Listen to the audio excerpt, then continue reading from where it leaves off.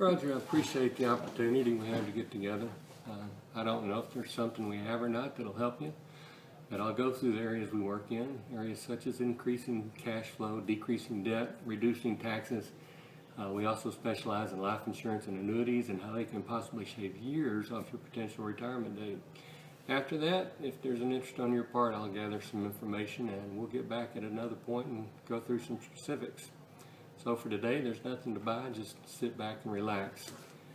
Federal Financial Group is a national company representing several insurance companies and other financial institutions with billions of dollars in assets, some of which have been in business over 100 years. What we do is teach people about money, how it works, and how to make it work better for you. Specifically, our goal is one thing: to help people become financially independent. What that means is that the money you've got put away replaces what you would normally earn from a business or a salary. Wouldn't you like to know how to get you there the soonest? That's where I'm headed. What I want to do is touch on some of the issues and challenges that face us today, and then we can talk about the solutions. First of all, look at the last 10 years.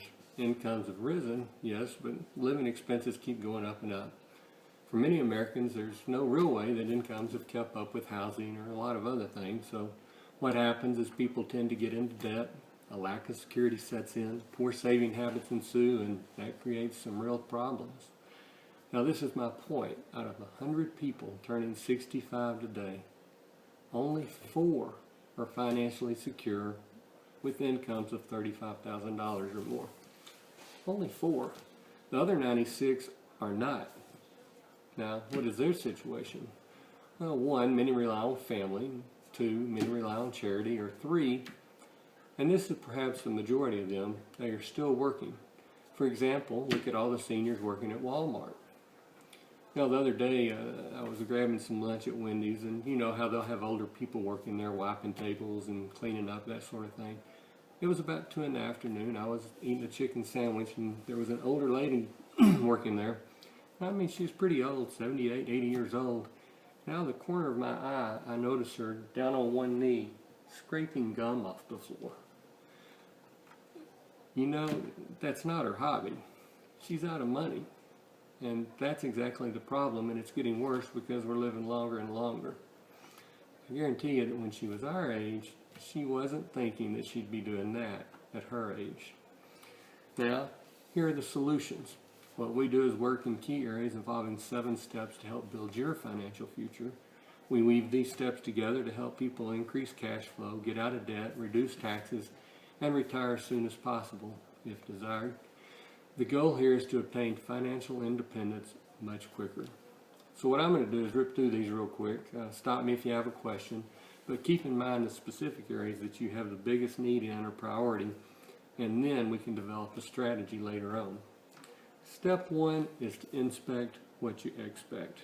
And with the advent of the internet, we can help you do that, where you can keep an eye on what you've got and how it's growing, what you're doing, exactly where you're spending your money.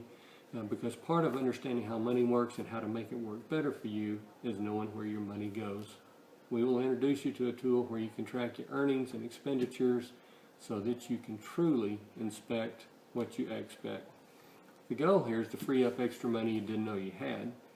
This extra cash could be used to pay off debt or applied towards future dreams to possibly shave years off your retirement date and debt. Step 2 is increasing cash flow. Roger, how would you define cash flow? Great, yeah, that's a good definition. Let's also define cash flow as this. Monthly cash flow is what's left over at the end of the month after all the money comes in and the expenses and bills go out. We work with firms that specialize in improving your cash flow by reducing the cost of servicing your debts. For example, let me ask you another question. At the end of the year, are you getting a tax refund, or do you owe taxes?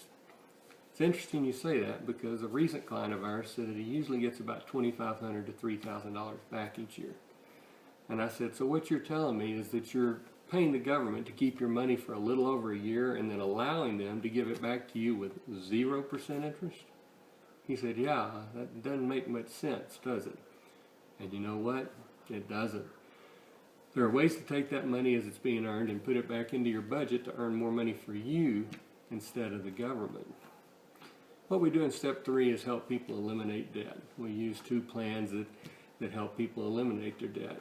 Plan A is the debt eliminator. Here's an actual client. You can see they have a 30-year mortgage for $144,000, an auto loan for $39,000, a credit card with $10,000, store credit card for $1,200.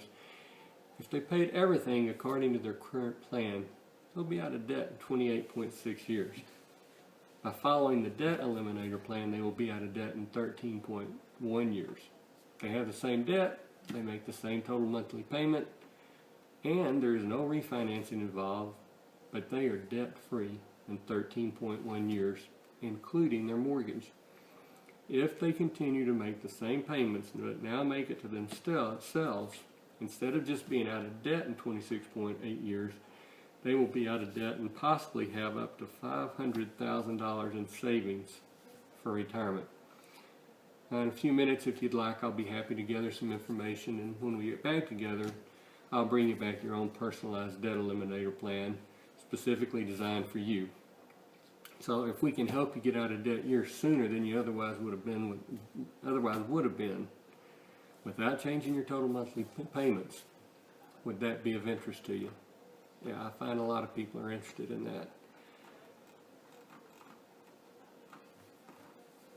The other way to go about this is through refinancing your mortgage. You can go from a 30-year mortgage to a 15-year mortgage. Here's a family, kind of a typical family with a first mortgage, a second mortgage, car loans, credit cards totaling $206,000. You know, how long is it going to take them to become debt-free typically? Well, what they chose to do here was a debt consolidation loan. This allowed them to free up some additional cash to build up their emergency fund and pay down their debt sooner. In their situation, it allowed them to increase their tax deductions on the mortgage interest they were paying, and you can see that their new monthly payment is $1,192. Their old payment was $1,937. That's a monthly savings of $745, or almost $9,000 per year. Now the question for them was, do we do a 15-year or a 30-year mortgage? Take a look at time and value of money. If they did a 15-year mortgage, their payment was $1,716 a month for 15 years. Then, once out of debt, they put that same $1,716 away each month into savings, and they could possibly have $593,000, $594,000. If, on the other hand, they did a 30-year mortgage, their monthly payment is $1,192. That's a difference of $524. If they put that into savings in 30 years, they could possibly have almost $781,000. That's a difference of $187,000. Wow. You know, that's pretty big. So in step 3, basically, we help you get tools where you can manage your debt, eliminate it sooner, and instead of having your debt manage you. Step 4 is a biggie as well, and that's creating an emergency fund. What I find is that most people don't have one. So if an emergency comes up, out comes the plastic. The $1,800 new transmission for the car now becomes a $3,000 or $4,000 transmission, and that's what's hurting people. A sound emergency fund has 4 factors. It's got to be safe. It's got to be liquid, get a rate of return better than a checking account, and separate and systematic. Here's the point. If you ever tried to build an emergency fund in a checking account, never happens. It's free game. It'll get spent. Here's the point. If it's out of sight, it's out of mind. So we encourage a separate account, such as a money market account, where you can have it drafted, say $50 a month from your checking account, right into your money market on the same day every month. So it's out of sight, out of mind, growing at a better rate of return, and when stuff happens, you've got the money.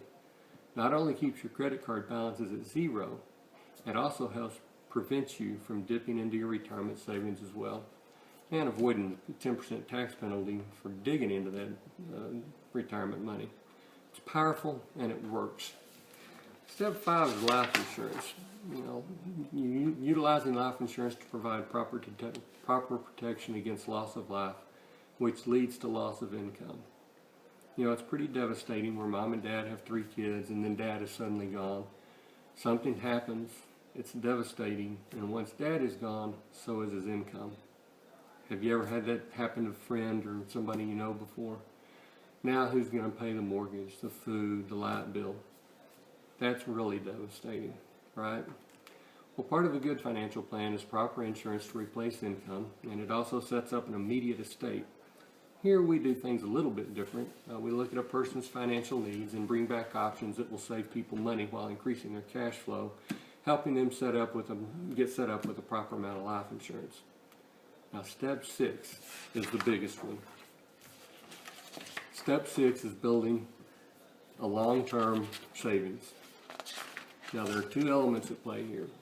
Two financial battles you have to win in order to win the money game. Because if you don't incorporate these, and now I can be strong with you here, if you don't incorporate these, the chances of you being financially independent probably won't happen. Or if it does, it's way out there. So here are the two battles. The inflation battle, and you'll see why in just a minute, and the tax battle. Because it's not what you make, it's what you keep. Taxes will hurt you if you're not careful. Let's talk about inflation. Have you heard of the rule of 72? Let me explain it. It's really interesting. Whatever interest rate you're saving at, say 4%, divide that number into 72. So if you got 4 into 72, that equals 18. So at 4%, it would take your money 18 years to double.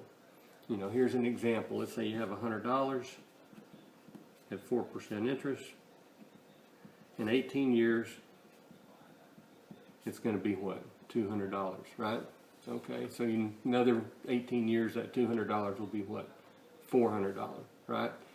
Now, here's the problem. 36 years from now, will $400 buy what $100 buys today?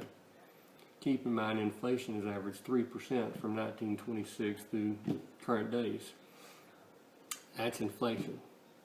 And Roger, if people are saving, then where are they saving? Banks, credit unions, fixed accounts, where they're probably not even getting 4%. So you can see what's happening. Money's growing a little bit, but inflation is growing much quicker, and their money's not worth what it was, you know, when they started saving. They're losing purchasing power, and they may never retire. Big, big problem. The solution is helping them attain a potentially better interest rate. Let's say a person can get 6 to 12%. Look at this example. If we're at 6%, right, you have the same $10,000. At 6%, your money will double in 12 years. So in 12 years, you have the $10,000 goes to $20,000. 10 years from there, it's at $40,000, and then at age 65, then $80,000. So that's a big difference. But here in this first case, you've saved and saved, and you got $40,000, and it's time to retire. Kids are gone, house is paid off, and you got $40,000. How long is that going to last you? You know, the way you spend probably half that time, Roger. Just kidding. Maybe a year, a little longer if you're really frugal, and then you're out of money, and you're a greeter at Walmart. But here's the problem: we've run out of time, and who wants to work past 65? The only thing we could have changed is the interest rate. And here's the million-dollar question. If you had a 6 to 12% interest rate instead of 4%, would you now have greater financial independence? The answer is yes. I just showed you the example at 6%, how that same $10,000, instead of being $40,000, is $80,000 at age 65. What happens if you get 8%? At 8%, it doubles in 9 years. So at age 38, it's $20,000. Another 9 years, at age 47, it's $40,000. At age 56, it's $80,000. At age 65, it's $160,000. It's pretty good, isn't it? Now look at 12%. At 12%, your money doubles every 6 years. So at age 29, you start out with the same $10,000. At age 35, it's $20,000. Age 41, it's $40,000. Another 9 years, you're at $80,000. Age 53, you're at $160,000. Age 59, $320,000. Age 65, $640,000. The only difference between this guy and this guy is the interest rate. Not more money, not more time. Same age, same amount of money. The only difference is the interest rate. But it costs this guy $600,000. Now, Roger, isn't that a pretty important principle for you to learn? this could change your quality of life. And you know what? It's not about having $10,000. The key is saving a little bit on a monthly basis at a decent interest rate. If you will save for you at a decent interest rate, there may be a time where you will not be out earning your money, but your money is out earning you. That's pretty awesome, huh?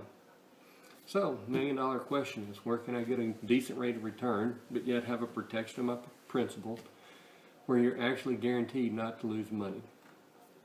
Actually, there are really just 3 different strategies, and I'll give you a synopsis of each, and you can tell me which one makes the most sense for you, so that I know what is suitable for you when we get back together. First, in the fixed rate approach, you get a guaranteed fixed rate, but it's a low rate, approximately 2 to 3%, and probably less right now, which is going to be risky because of inflation, right? The second approach is the other end of the spectrum, the stock market or mutual funds, where you have potential for high returns, but with a greater risk from losing your money. And a lot of people have, because it's been pretty dicey lately.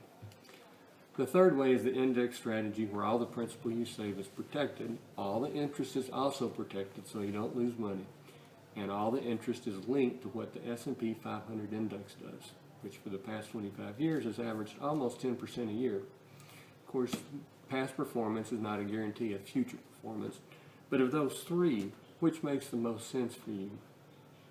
The index strategy? Yeah, the index strategy is actually used within certain life insurance and annuity contracts, and it's a very popular strategy. Let's talk a minute about it. I know you've heard of the S&P 500 index, right? What the S&P 500 stock index is the 500 most widely held companies in the U.S., representing over 100 industry groups, such as technology, healthcare, utilities, etc. In fact, the S&P 500 represents almost 70% of the American economy. But get this, the S&P 500 has averaged almost 10% a year for the past 25 years. If you and I had invested in the S&P 500 25 years ago and averaged almost 10% per year, we'd be happy, right? I know I would. Now, when we get back together, if we've determined that an index strategy is suitable for you, I'll explain the specific products, the floors and caps, and other terms and conditions. But for now, let me give you an overview of the index strategy and how the interest crediting works. All interest earned is linked to the S&P 500 up to a cap, for example, 12%, but without any of the money or without any of the downside risk associated with putting your money directly into the stock market. So you see, your money is protected from any market loss, and at the same time you participate in the growth of the S&P 500, again up to a cap, for example 12%, with the protection from any downside market risk. So you have the potential for double-digit gains and the protection of never losing any of your money. That should be pretty important, don't you think? Here's an example. Let's say that a few years ago you contributed $10,000 in the index strategy. So you have $10,000, and in the first year the S&P 500 does 10%. So you made $1,000 and you've got $11,000. Another year goes by and it does 10%. So at the end of the second year you've got what? $12,100. But let's say in the third year the S&P loses 20%. Could that happen? Of course. We've seen it happen. But now, and your money, if you had your money invested directly in the stock market, your account value would be down to $9,600. But in this case, when you use the index strategy, you stay level at $12,100. So you can see why the indexed approach is quickly becoming one of the most popular, and you can see why. One of the best ways to win the rate of return and inflation battle is to be able to get potentially higher growth, yet protect your principal from any downside market loss. Roger, you can't just win the rate of return battle and forget about taxes. In fact, I'm going to show you an example that will shock you, and how important it is to employ both the rate of return battle and the tax battle. Let's say that 30 years ago, a guy that's 30 years old wanted to have $1 million when he was 60. Now, he didn't understand any of this, so he just went to his banker and says, "Mr. Banker, what do I need to save every month for 30 years so that I can have $1 million?" Back then CD rates were 5%, and now you're lucky to get 2 or 3, but this is when they were 5%. Well, the banker figured out, and he said, what you need is to put away $1,639.29 a month for 30 years at 5%, and you'll get your million. Well, he was totally discouraged, left the bank, never saved a dime. Now he's a greeter at Walmart. We've seen it, right? Now, what if we could have taught him to win these two battles, the rate of return battle and the tax battle? Look at how it drops that number. It's almost unbelievable. Let's win one battle at a time, the rate of return. So let's say he averaged 10% instead of 5%. It takes the number he has to save clear down to $900 a month. I'm using round numbers for sake of simplicity, and I can't guarantee future performance of S&P 500 or any other index, but we can see what it's done in the past. However, Roger, can most people save $900 a month? Probably not. However, it's $700 less than this guy, and that's pretty significant, right? Now, what if we could help him put this money away where he can't be taxed while it grows? So, with tax deferral, what does he have to put away? Look at that. $438 a month. Now, Roger, do you know people that can save $438 a month? Yeah, a lot of people can. Maybe you could.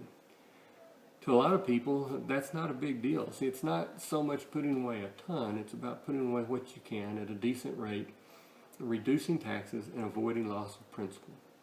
In fact, in step 6, when we are done, a person knows exactly how and when they will potentially be totally financially independent. And if we do it right, we can literally shave years off that retirement date. It's really neat. Roger, let me ask you this. If you were financially independent right now, and you had enough in your nest egg so that every month you had enough that you didn't have to go to work anymore, what would you and your wife be doing? What are your dreams? What are your goals?